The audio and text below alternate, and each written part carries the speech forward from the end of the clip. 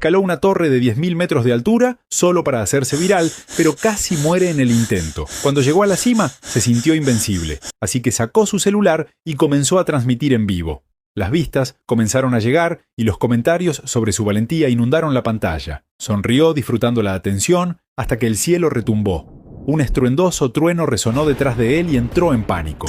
Alcanzó su gancho de seguridad para comenzar a bajar, pero se le resbaló y cayó desde lo más alto. Su vida pasó frente a sus ojos hasta que recordó que llevaba un paracaídas. Jaló el cordón y respiró profundamente, pero segundos después, el paracaídas falló y no podía controlar hacia dónde iba. Ahora volaba directo hacia un edificio con una enorme puerta de hierro. Se preparó para el impacto, pero justo antes de chocar, la puerta se abrió y aterrizó en el mejor aparato de conducir, una moto, y la condujo durante un buen rato por las calles de su ciudad, disfrutando de la belleza de manejar una moto y de disfrutar la brisa fresca del aire mientras conduce.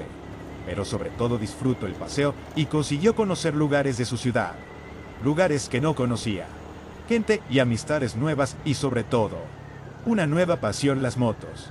Ahora es un biker en Culiacán.